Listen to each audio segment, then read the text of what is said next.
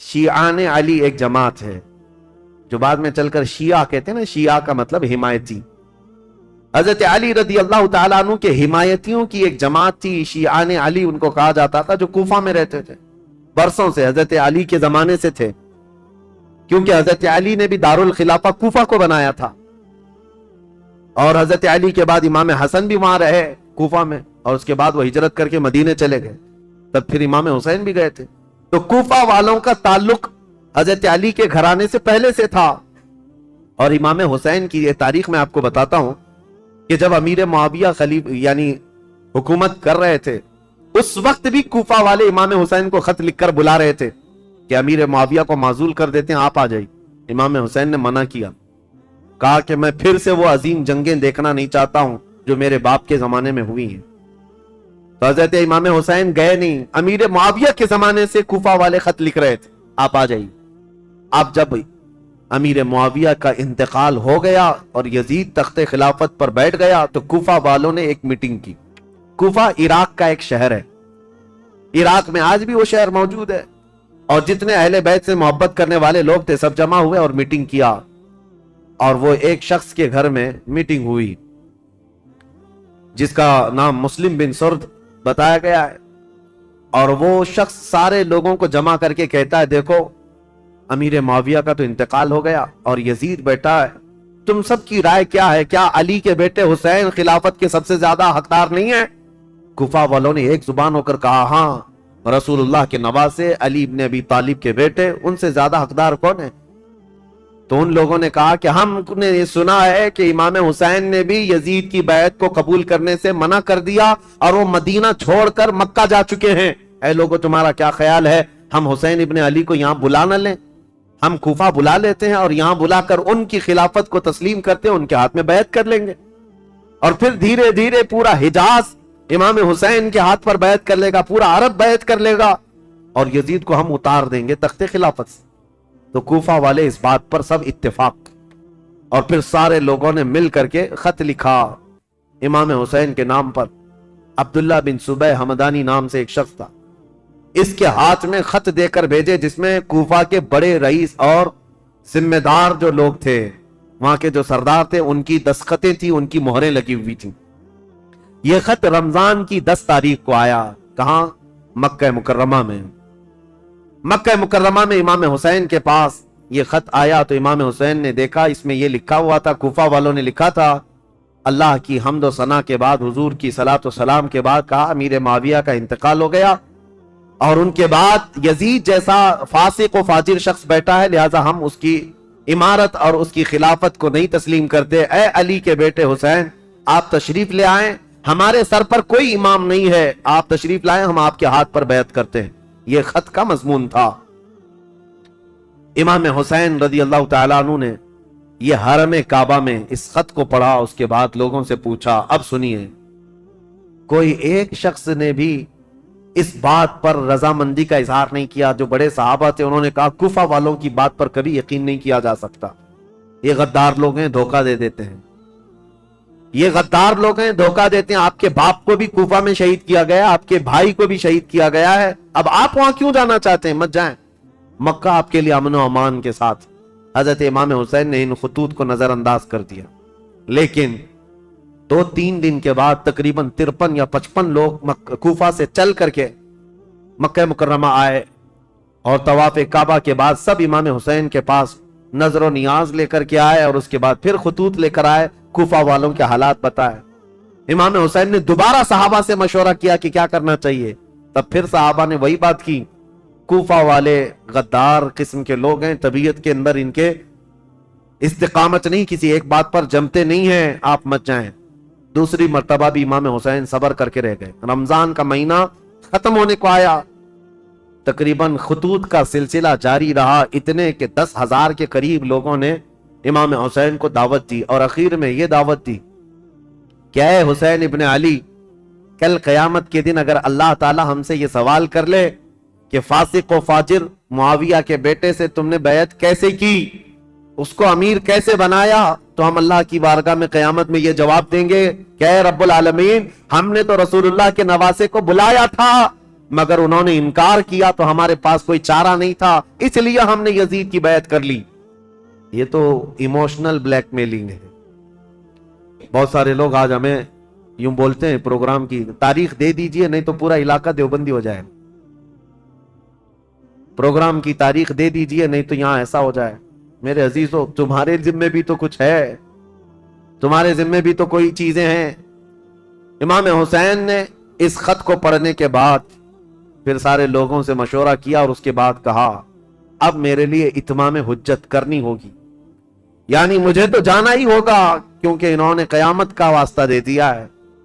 تو 1000 لوگوں نے مکہ مکرمہ میں آپ کو روکنے کی کوشش کی، آپ نہ رکے، حتیٰ کہ ذی الحجہ کا مہینہ ہے، حج کے لیے سارے قافلے مکہ آ رہے ہیں، مکہ مکرمہ آ رہے ہیں، اور امام حسین یہاں سے نکلنے پر تلے ہوئے ہیں۔ لیکن اس سے پہلے امام حسین رمضان سے لے کر ذی الحجہ تک یہ بحث مباحثہ ہوتا رہا، اور عام بات نہیں ہے، عام بحث و مباحثہ نہیں ہے۔ عبداللہ بن زبیر جو صحابی ہیں نا، امام حسین کی جماعت کے ساتھ لڑنے کو بھی آ گئے تھے۔ یہ محبت کی لڑائی ہے، دشمنی کی نہیں، کہ میں تمہیں مکہ سے باہر جانے نہیں دوں گا، اس کے لیے وہ تلوار نکال کر کھڑے ہو گئے تھے۔ یہ بھی لڑائی قریب تھی، مکہ مکرمہ سے نہ جانے دیں گے، کیونکہ عبداللہ بن زبیر جانتے تھے کہ کوفہ والے ان کا کیا کریں گے۔ تو پھر امام حسین رمضان کے بعد بھی رک گئے۔ جب امام حسین اصرار کرنے لگے بار بار تو چند صحابہ آئے اور ان سے مشورتاً یہ کہا کہ اگر آپ کو جانا ہی ہے اور کوفہ والوں کے بارے میں آپ یہ کہہ رہے ہیں کہ یہ ہزاروں لوگ بیعت قبول کرنے کو تیار ہیں، تو آپ نہ جاتے ہوئے پہلے اپنے خاندان کے کسی معتمد شخص کو وکیل بنا کر بھیجیں، اور وہ جا کر کے براہ راست حالات دیکھے گا اور وہ خبر دے گا، تب آپ جائیے، ان کے خطوں کے بھروسے پر مت جائیے، ان کے خط اور ان کے بولیوں پر مت جائیے۔ تو امام حسین نے اس مشورے کو تسلیم کر لیا۔ پھر اپنے بھائی مسلم بن عقیل کو، چچیرے بھائی تھے، حضرت امام مسلم بن عقیل جو ہیں یہ حضرت امام حسین کے چچیرے بھائی، حضرت عقیل حضرت علی کے سگے بھائی۔ تو مسلم بن عقیل سے آپ بڑی محبت رکھتے تھے اور معتمد بھی تھے امام حسین کے، بلایا اور کہا کہ بھائی تم جاؤ کوفہ اور میری جانب سے وہاں لوگوں سے بیعت لے لینا وکیل بن کر، اور حالات دیکھ کر کے مجھے خبر کر دینا۔ یہ تاریخ ہے۔ ایک طرف یزید ساری جگہوں پر اپنے سخت گیر حکام کو نافذ کر چکا ہے، بہت جلاد قسم کے گورنروں کو بٹھایا ہوا ہے، اور ایک طرف امام حسین رضی اللہ تعالیٰ عنہ اور ان کے حامیوں کا یہ ایک طریقے سے معاملہ چل رہا تھا، خلافت کو لے کر کے یہ باتیں چلی رہی تھی۔ تو حضرت امام حسین نے جب اپنے بھائی امام مسلم کو بھیجا تو وہ نکلے کوفہ کے لیے، اور جب وہ کوفہ جا رہے تھے تو تاریخ میں موجود ہے امام مسلم بن عقیل کے 2 چھوٹے بچے محمد اور ابراہیم بھی ساتھ ہو گئے، کیونکہ وہ باپ کے بغیر رہتے نہیں تھے۔ امام مسلم بن عقیل اپنے 2 بچوں کے ساتھ کوفہ کے لیے روانہ ہوئے۔ جیسے ہی کوفہ میں آئے، کوفہ والے جوق در جوق امام مسلم کا استقبال کرتے ہیں، اور اتنی بڑی تعداد میں استقبال کیا کہ تقریباً ایک ہی رات میں 12,000 لوگ آپ کے ہاتھ پر بیعت کیے۔ 12,000 لوگ امام مسلم بن عقیل کے ہاتھ پر امام حسین کا وکیل سمجھ کر بیعت کیا، اور جدھر دیکھو ادھر اہل بیت کا نعرہ، محبت علی کا نعرہ، امام حسین کی امارت اور خلافت کا نعرہ، ماحول رنگا رنگ ہے کوفہ کا۔ امام مسلم بن عقیل سیدھے مختار بن عبید ایک شخص ہے اس کے گھر جا کر قیام کرتے ہیں۔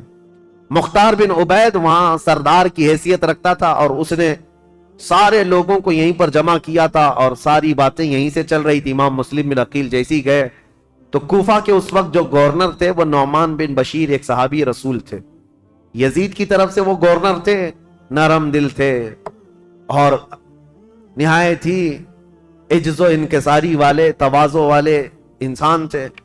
ان کو جب یہ بتایا گیا کہ امام مسلم بن عقیل کوفہ میں آئے ہیں اور لوگ جوق در جوق ان کے ہاتھ پر بیعت کر رہے ہیں، امام حسین کی بیعت لے رہے ہیں، تو انہوں نے دوسرے دن خطبہ دیا تھا اور کہا تھا کہ اے کوفہ والو، مجھے ڈر ہے یزید کو یہ خبر پہنچے گی تو وہ تم سب سے سختی کرے گا، اور پھر کوفہ والوں کی جان و مال خطرے میں ہوں گے۔ تو وہاں پر ایک شخص بیٹھا ہوا تھا جو یزید کا چمچا تھا، اس نے نعمان بن بشیر سے کہا آپ تو بڑے کمزور آدمی ہیں، مسلم بن عقیل کو بلا کر مار ڈالو، ختم کر دو۔ قتل کر دو معاملہ ہی ختم ہو جائے گا۔ نعمان بن بشیر صحابی ہیں، کہتے ہیں اے ظالم تو کس انداز سے مجھے مشورہ دے رہا ہے؟ کہا تب تو پھر آپ کمزور لوگوں میں ہیں، ذلیل لوگوں میں ہیں، عزت والے لوگوں میں نہیں ہیں۔ انہوں نے نعمان بن بشیر نے ایک تاریخی جملہ کہا تھا، مجھے ایسی ذلت گوارا ہے جس میں رب کی عزت ہے، رب کی رضا ہے، اور مجھے ایسی عزت گوارا نہیں جس میں رب کی ناراضی ہو اور کسی کا خون میرے ہاتھ سے رنگا ہو۔ عزیزان، میرا ہاتھ کسی کے خون سے رنگا ہوا ہو۔ حضرت نعمان بن بشیر اتر گئے اور یزیدی جو وہاں موجود تھے حامی، انہوں نے خط لکھ کر کے یزید کو پہنچا دیا کہ دیکھو یہاں پر تو مسلم بن عقیل آئے ہیں اور حسین نے خلافت کا دعویٰ کر ہی دیا ہے، جس کا تمہیں خطرہ تھا وہ خطرہ آ گیا، اور کوفہ والے جوک در جوک بیعت کر رہے ہیں۔ یزید کو کب یہ بات ہضم ہوتی؟ وہ تو کب سے تیاری کر رہا تھا، بلکہ اس کے باپ حضرت امیر معاویہ بھی اس کے تخت خلافت پر بیٹھنے کے لیے تیاریاں کیے ہوئے تھے، کئی لوگوں سے بات چیت کیے ہوئے تھے، حالات سازگار نہیں ہوئے تب تو ان کا انتقال ہو ہی گیا۔ یزید زور سے طاقت سے کئی لوگوں کو اپنا ہم نوا بنا رہا تھا، اور جب اسے پتا چلی گیا جس بات کا مجھے خطرہ تھا وہ خطرہ تو آ ہی گیا کہ خلافت کا دعوے دار علی کا بیٹا ہو سکتا ہے، اسے خطرہ تھا، اور حضرت امام حسین کی خلافت کا کوفہ والوں نے پہلے ہی اعلان کر دی۔ ابھی امام حسین نے اعلان نہیں کیا، کوفہ والوں نے یہ اعلان کر دیا اور اپنے ہاتھ سے سب لوگوں نے بیعت کرنا شروع کر دیا تھا۔ ایک بات یاد رکھو میرے عزیزو، اپنے اندر اللہ کے نبی صلی اللہ علیہ وسلم کی محبت ایسی بساؤ کہ ظالم جو خواب دیکھتا رہتا ہے نا ڈر کے مارے، وہ خواب کبھی نہ کبھی سچا ہو ہی جاتا ہے۔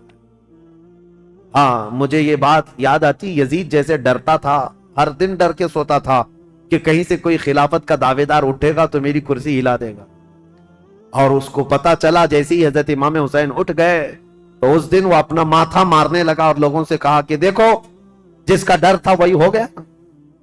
ایسی ہی آج کے یزیدیوں کو بھی یہ خبر ستاتی رہتی ہے ہمارے ملک کے، اور پاکھنڈی بولتے بھی رہتے ہیں 2029 میں ہندوستان کا پردھان منتری مسلمان بن جائے گا۔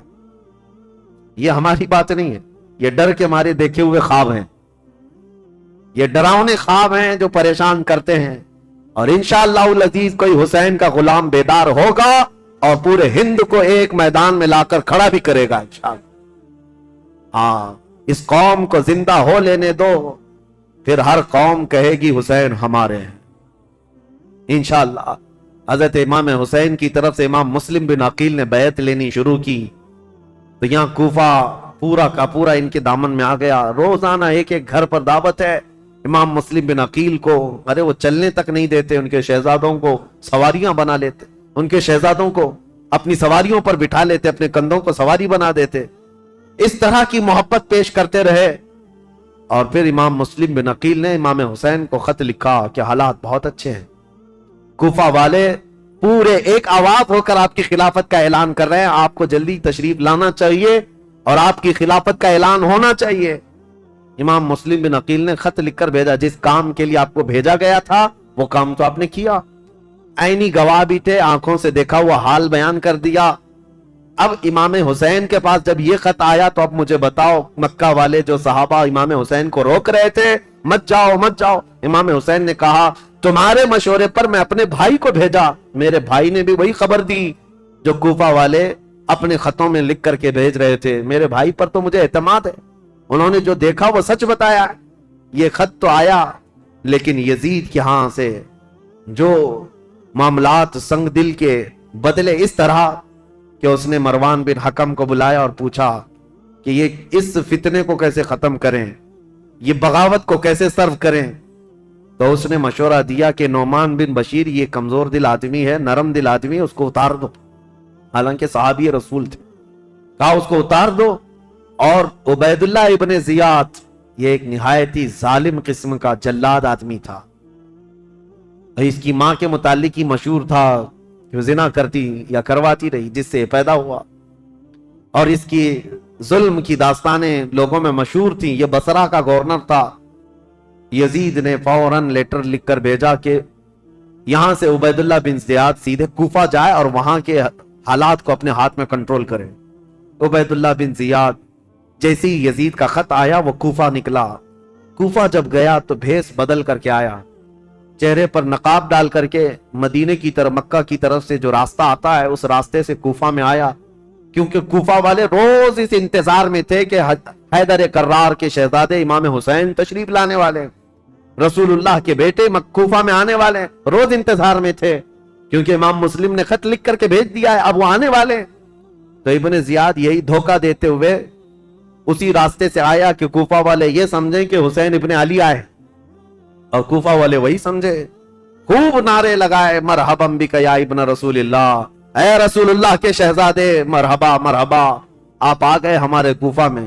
یہ ظالم کچھ بھی نہیں جواب دیتا تھا، پردہ ڈالے ہوئے جلوس میں چلتا رہا اونٹنی پر بیٹھ کر، اور جب دارالخلافہ پہنچا یا گورنر ہاؤس پہنچا تو وہاں پہنچتے ہی گورنر ہاؤس میں اندر گیا، دروازہ بند کیا، چھت پر کھڑے ہو کر پھر خطبہ دیا اور کہا ہے لوگوں، یہ علی بن ابی طالب کا بیٹا حسین نہیں، میں عبید اللہ بن زیاد یزید کی طرف سے نیا گورنر بن کر آیا ہوں، نعمان بن بشیر کو معزول کیا جاتا ہے، آج سے کوفہ کے سارے معاملات میرے ہاتھ میں ہوں گے۔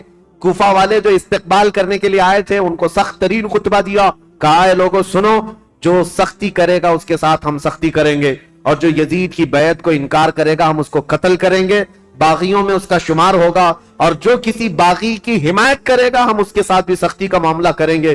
اس کا پہلے ہی دن یہ جو خطبہ سنا لوگوں نے بہت ہی بیزاری کا اظہار کیا، برہمی کا اظہار کیا، لوگ چلے گئے۔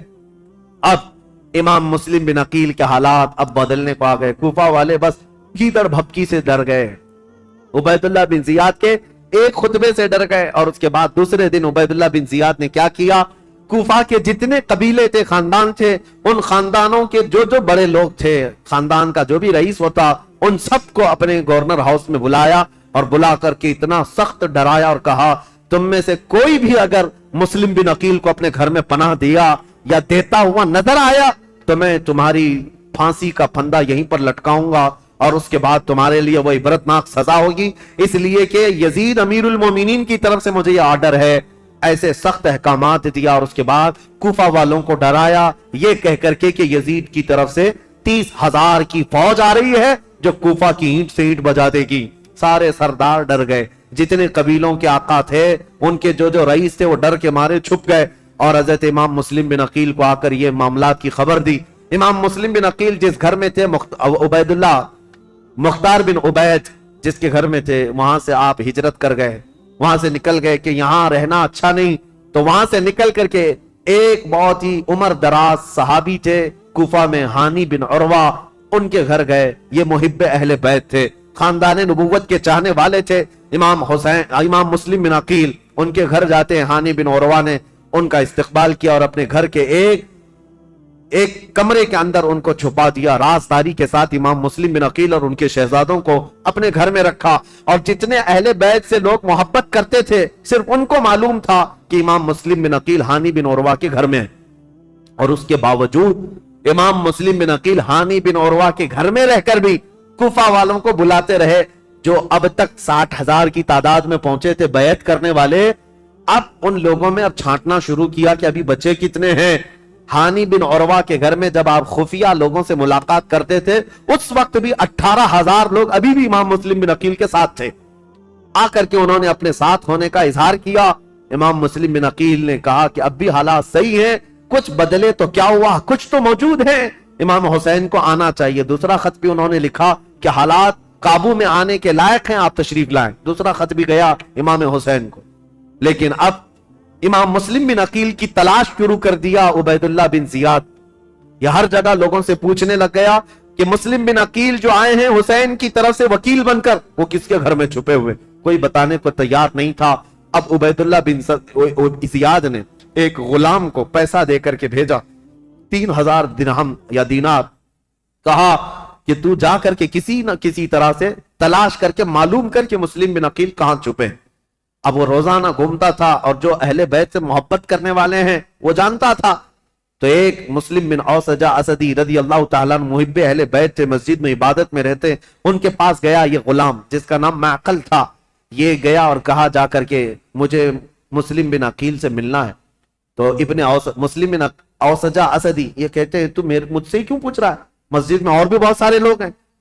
تو یہ غلام کہتا ہے آپ تو جانتے ہیں حالات خراب ہے، میں اہل بیت کا کٹر حامی ہوں، محب ہوں، میں کچھ نظر اور نیاز لے کر کے آیا ہوں امام مسلم بن عقیل کو دینے کے لیے، وہ ہمارے شہر کوفہ میں غریب ہیں، لوگوں نے ان کو پریشان کر رکھا ہے۔ تو حضرت مسلم بن اوسجہ اسدی سمجھ گئے کہ یہ محب اہل بیت ہے، اس کو پکڑ کر ہانی بن عروہ کے گھر لے گئے، آؤ میں تجھے ملاتا ہوں۔ حضرت ہانی بن عروہ کے گھر یہ معقل غلام گیا تو دیکھا حضرت مسلم بن عقیل اور ان کے دونوں شہزادے گھر کے اندر ایک کمرے کے اندر موجود ہیں، اور جتنے اہل بیت سے محبت کرنے والے راستار لوگ تھے وہ آتے تھے، ملتے تھے، جاتے تھے، انہی میں یہ معقل غلام بھی گیا، جا کر 3000 درہم نظر میں رکھا اور اس کے بعد رو دھو کر کے ان کے سامنے محبت کا اظہار کیا اور کہا میں محب اہل بیت ہوں، مجھے آنے کی اجازت ہو۔ تو اس کو آنے کی روزانہ اجازت ملی، دن بھر ان کے حجرے میں بیٹھا رہتا، کتنے لوگ کوفہ سے ان سے ملنے آ رہے ہیں، کون کون کیا کیا باتیں کر رہا ہے سب سنتا، اور رات میں جا کر عبید اللہ بن زیاد کو ساری رپورٹ دیتا، ساری جاسوسی کرتا تھا۔ اس زمانے کا وہ مشہور ٹپر جو یہاں پر بھی بہت سارے لوگ اس طرح کے، اس لیے مجھے یہ کہنا پڑ رہا ہے یہ سب سے برا کام ہے جس پر اللہ اس کے رسول کی لعنت ہوئی ہے۔ میرے آقا صلی اللہ تعالی علیہ وسلم نے ان کے لیے جہنم کی بشارت دی ہے جو مسلمانوں کی جاسوسی کرتے ہیں یا مسلمانوں کی خبریں کفار و مشرکین کو پہنچاتے ہیں، ان کو منافقین میں شمار کیا گیا۔ امام مسلم بن عقیل کی خبریں پہنچانے والا وہ معقل غلام، اس کے ساتھ یہی ہوا 3000 درہم دے کر کے نذرانہ اور ساری رپورٹیں لا کر عبید اللہ بن زیاد کے پاس پہنچاتا تھا۔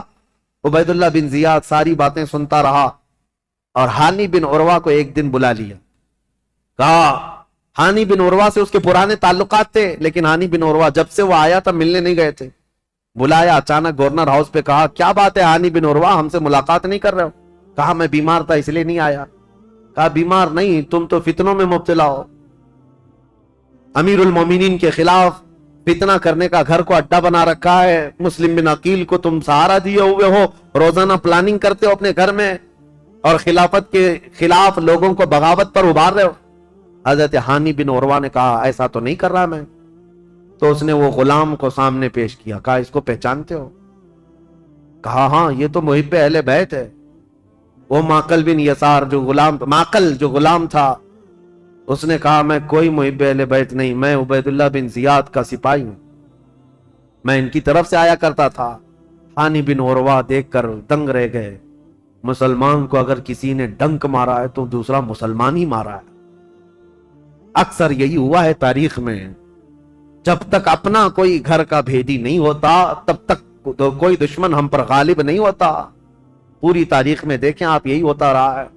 ہانی بن عروہ نے کہا تو اب یہ تیری جاسوسی تھی تو سن لے، حقیقت بات یہ ہے مسلم بن عقیل خود آئے ہیں میرے گھر اور وہ اہل بیت سے ہیں، میں ان کو منع نہیں کر سکتا اس لیے میں اپنے گھر میں رکھا ہوں۔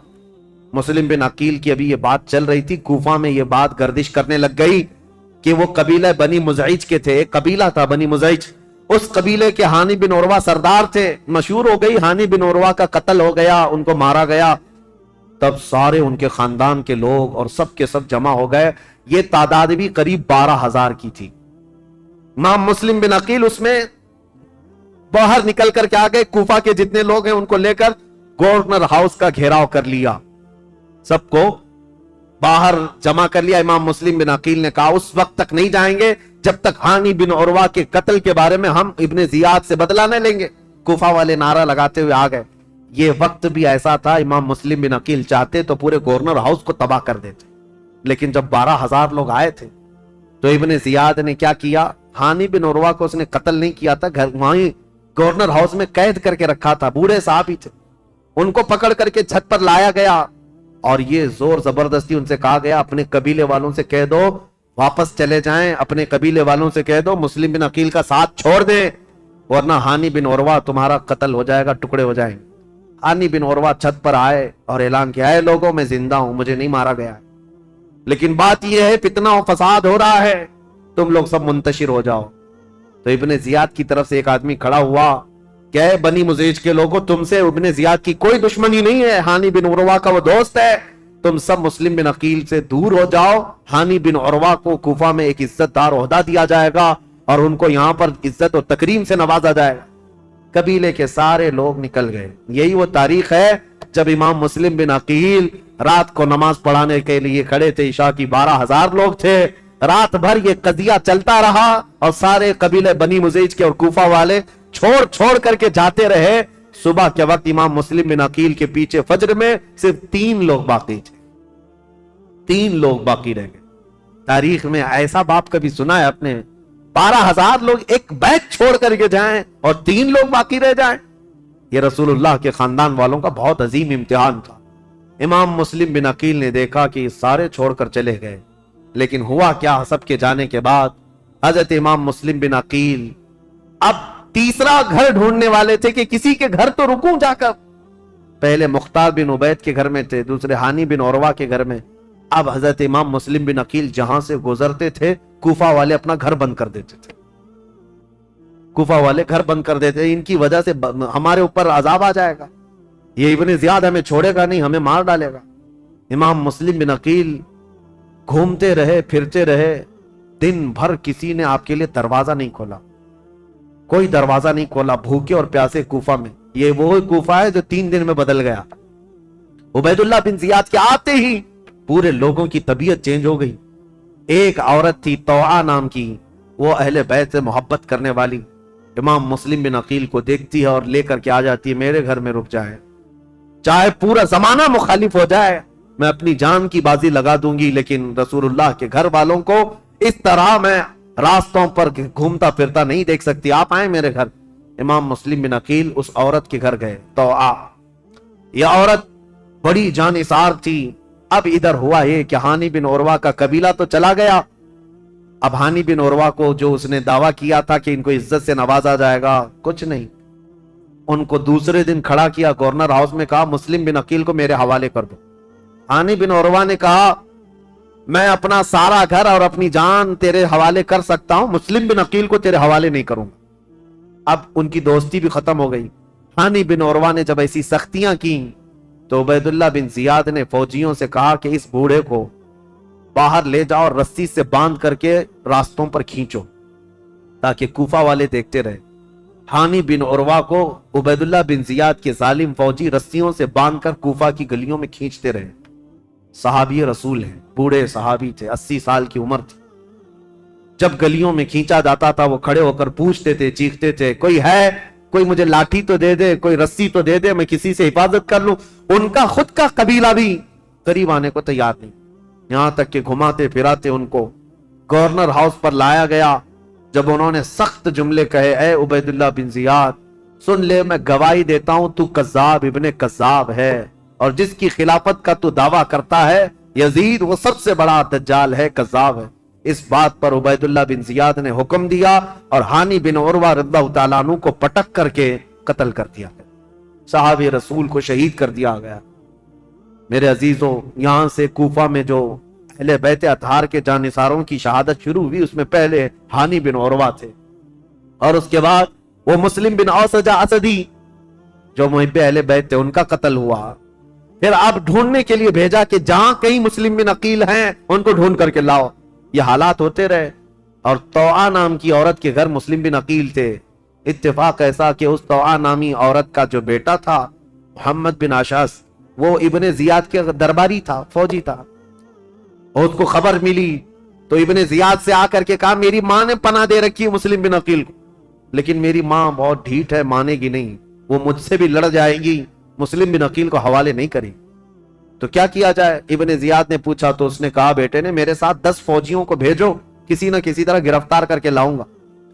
تو 10 فوجیوں کو یا 12 فوجیوں کو لے کر یہ محمد بن اشعث آیا اور اپنی ماں سے آ کر کہا کہ ماں تو ایک مجرم کو پناہ دی ہے، ماں تو نے ایک غدار کو اور دھوکے باز کو اور خلافت کے باغی کو پناہ دیا ہے، تجھے پتہ نہیں انجام کیا ہے؟ طوعا باہر نکلی اور کہا مجھے افسوس ہے اس دن پر جس دن میں نے تجھے دودھ پلایا تھا، اس دن پر مجھے افسوس ہے، اور تو کہتا ہے میں نے باغی کو پناہ دی ہے؟ نہیں، در حقیقت میں نے رسول اللہ کے گھر کو اپنے گھر میں بسایا ہے، میں نے رسول اللہ کے گھر کو اپنے گھر میں بسایا ہے، مسلم بن عقیل تیرے حوالے نہیں ہوں گے۔ اپنے بیٹے سے وہ لڑ گئی۔ اب یہ 12 لوگ امام مسلم بن عقیل کو پکڑنے آئے تو پہلی مرتبہ امام مسلم بن عقیل کو تلوار نکالنی پڑی کوفہ میں۔ پہلی مرتبہ جب تلوار نکالی تو یہی 10-12 سے آپ کا مقابلہ ہوا، اور یہ 10-12 کیا، یہ حیدر کرار رضی اللہ تعالیٰ عنہ کے گھر کا شیر ہے۔ مسلم بن عقیل کی تلوار چمکتی تھی اور سامنے وہ بھاگے پھرتے تھے کتوں کی طرح، کوئی پکڑنے کو آتا نہیں تھا، یہاں تک کہ ایک شخص قریب آیا اور امام مسلم بن عقیل پر حملہ کرنے لگا۔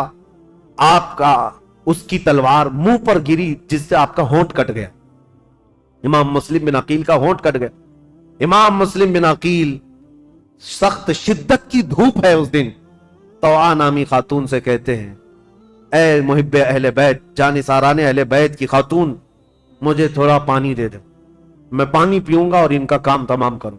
خاتون پانی لائی، ایک کھٹورے میں پانی لائی۔ امام مسلم بن عقیل پانی کے لیے جیسی کھٹوری آگے کرتے ہیں، خون پورا اس پانی میں گرتا۔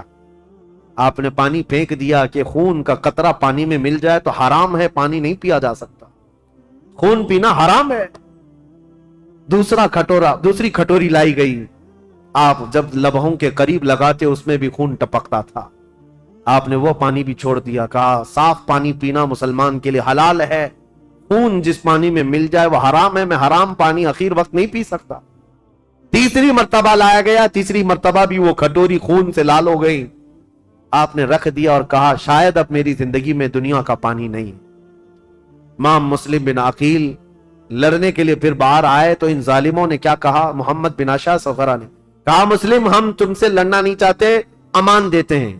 ایک شخص اس میں سے کہا میں امان دیتا ہوں، بس بات اتنی ہے کہ تم چلو عبید اللہ بن زیاد کے سامنے، تمہارے آمنے سامنے گفتگو ہو جائے، ہم اتنا ہی کہتے ہیں۔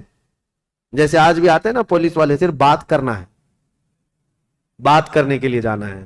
امام مسلم بن عقیل سے کہا صرف بات کرنے کے لیے چلو، اور اس وقت عربوں میں امان دینے کا مطلب یہ ہوتا ہے کہ پھر جنگ نہیں ہوتی، اور اس کے لیے جس نے امان دیا وہ تلوار اٹھا لیتا، عرب میں یہ دستور تھا۔ تو امام مسلم بن عقیل نے اپنی تلوار چھوڑ دی، کہا چلو ٹھیک ہے تم نے امان دے دی، میں چلتا ہوں ابن زیاد کے پاس گفتگو کروں گا۔ جب جانے لگے اور اس وقت جیسے ہی ان کی بگی میں بٹھایا گیا، گھوڑے پر بٹھایا گیا، تو ظالموں نے پیچھے سے ان کے ہاتھ باندھنا شروع کر دیا۔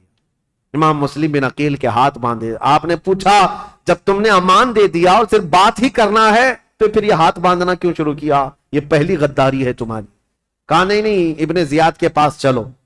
جب وہاں پہنچے تو آپ کو اس انداز سے نہیں لے جایا گیا جیسے بلایا گیا تھا، کھینچ کر کے بے عزتی کے ساتھ لایا گیا، عبید اللہ بن زیاد کے سامنے لایا گیا۔ اب یہ جو مکالمہ ہوا ہے، جو گفتگو ہوئی ہے، ابن زیاد نے اب گفتگو شروع کی اور کہا اے مسلم بن عقیل کیا تم یہ فتنہ پروری کر رہے ہو؟ یہاں کے لوگ امن و امان میں تھے، یہاں کے لوگ حسب عادت بہت اچھے مزاج کے تھے، اور تم نے آ کر فتنہ ڈال دیا اور حقیقی خلیفہ کے خلاف بغاوت کیا۔ امام مسلم بن عقیل نے کہا نہ ہم فتنہ کرنے کے لیے آئے اور نہ یہاں کے لوگ امن و امان میں تھے، ہم کو یہ خبر دی گئی کہ یہاں تیرے باپ کی حکومت ظلم کے ساتھ قائم کی گئی ہے اور ان کے ساتھ کوفہ والوں کے ساتھ ظلم ہوتا تھا، ہم ان کو زمانے رسول کی خلافت یا زمانے رسول کی حالت پر لانے کے لیے اپنا شہر چھوڑ کر آئے ہیں۔ تو ابن زیاد نے کہا اے مسلم بن عقیل تم کو اتنی فکر ہو گئی، تم تو مدینے میں شراب پینے والے لوگ۔ مسلم بن عقیل نے مسکرا کر کہا پورا زمانہ گواہ ہے رسول اللہ کا گھرانہ شراب تو دور کی بات، میری کھٹوری میں خون کا قطرہ گرا تھا، میں نے وہ پھینک دیا ہے، شراب کی بات کرتا ہے؟ شراب تو تجھ جیسا آدمی پیتا اور تیرا امیر پیتا ہے یزید، جو مسلمانوں کی خون پر اپنی کرسی بچھایا ہوا ہے۔ یہ باتیں سخت ہو گئی امام مسلم بن عقیل کی اور ابن زیاد کی۔ ابن زیاد نے کہا کہ مسلم ابھی تمہارے پاس وقت ہے کہ تم یزید کی امارت اور اس کی خلافت کو تسلیم کر لو تو ہمارے درمیان بات بن جائے گی۔ ابن زیاد نے جیسے ہی کہا، مسلم بن عقیل نے کہا تو ہم سے اس بات کا وعدہ لینا چاہ رہا ہے جو قیامت تک ہونے والا نہیں ہے، جو قیامت تک ہونے والا نہیں ہے، اور ہماری زندگیاں کیا ہماری نسلیں ختم ہو جائیں گی، لیکن جس بات پر تو عہد لینا چاہتا ہے وہ ممکن نہیں ہے۔ ابن زیاد نے تلوار نکالی اور کہا اگر وہ ممکن نہیں ہے تو پھر میری تلوار سے تمہارا مقابلہ ممکن ہے۔ مسلم بن عقیل نے کہا میں نہیں کہتا تھا کہ تجھ جیسا خون پینے والا ہی شرابی ہے، اور تیرے لیے ہی یہ سزاوار ہے کہ تو ہی مسلمان کے خون سے اپنے آپ کو آلودہ کر سکتا ہے۔ یہ گفتگو ہوتی رہی کوفہ کے گورنر ہاؤس میں۔ عبید اللہ بن زیاد نے امام مسلم بن عقیل کو پیچھے ہاتھ باندھ کر اوپر چھت پر لے جانے کا حکم دیا. جلاد کو بلایا اور جلاد کو بلانے کے بعد امام مسلم بن عقیل کی ہڈیاں توڑی گئی. آپ کی ہڈیاں توڑی گئیں اور اس کے بعد امام مسلم بن عقیل کو قتل کر کے گورنر ہاؤس کے اوپر سے پھینکا گیا. آپ کا سر مبارک الگ اور جسم مبارک الگ پھینکا گیا تھا. انا للہ و انا الیہ راجعون. یہ خاندان نبوت کے پہلے شہید ہیں، پہلے شہید کوفہ میں جنہوں نے دم توڑ دیا. لیکن جانتے ہو گورنر ہاؤس میں مسلم بن عقیل کی یہ حالت تھی کہ جب آپ کے ہاتھ باندھ کر کے آپ کو اوپر لے جایا جا رہا تھا تو کئی لوگ وہاں موجود تھے. ان کی طرف دیکھ دیکھ کر کے امام مسلم بن عقیل کہہ رہے تھے، اے لوگوں، دنیا کا یہ دستور ہے، قیصر اور کسریٰ جیسے ظالم بادشاہ بھی جب کسی کو پھانسی دیتے تو پھانسی دینے سے پہلے اس سے پوچھ لیتے تیری کوئی خواہش ہے تو بتا دے. یہ کیسی حکومت تمہاری آ گئی؟ کیا مجھ سے کوئی پوچھنے والا نہیں ہے؟ تو لوگ کہتے اگر کوئی چیز چاہتے ہو تو بتاؤ. امام مسلم بن عقیل یہ کہہ رہے تھے، میں یہ نہیں چاہتا کہ میرے بچوں کی دیکھ بھال ہو، میں یہ نہیں چاہتا کہ میرے گھر بار میری جائیداد کا خیال ہو، میں یہ بھی نہیں چاہتا کہ میرے بعد میری خبر مدینے پہنچائی جائے. بس اتنی خواہش ہے، میری موت سے پہلے حسین ابن علی کو یہ پیغام پہنچا دو کہ وہ کوفہ جیسے بددیانت شہر میں کبھی نہ آئے. میرا یہ پیغام پہنچا دو کہ وہ اس شہر میں نہ آنے پائیں، اس لیے کہ اس نواز رسول کے ساتھ اگر ایسا ہوا جیسا میرے ساتھ ہو رہا ہے تو قیامت کے دن میں ان کو کیا منہ دکھاؤں گا. حسین اگر مجھ سے یہ پوچھے کہ اے مسلم تمہارے خط کی وجہ سے میں آیا تھا اور میرے ساتھ کوفہ والوں نے کیا کیا، اگر حسین ابن علی مجھ سے یہ پوچھ لیں تو میں کیا جواب دوں گا؟ اس لیے کہ اب تک میں 2 خط لکھ چکا ہوں کہ کوفہ کے حالات بڑے اچھے ہیں. اس لیے اے لوگوں میرا یہ پیغام پہنچا دو، حسین ابن علی کوفہ کی طرف نہ آئیں. کوفہ کے گورنر ہاؤس میں بیٹھے ہوئے لوگ پھٹا مار کر ہنسنے لگے اور کہا، مسلم بن عقیل تمہاری یہ خواہش پوری نہیں کی جائے گی اور نہ ہی یہ پیغام حسین تک پہنچایا جائے گا. جاؤ تم پھانسی کے پھندے پر، اگر حسین آتے ہیں تو انہیں بھی اسی طرح کا مزہ چکھایا جائے گا.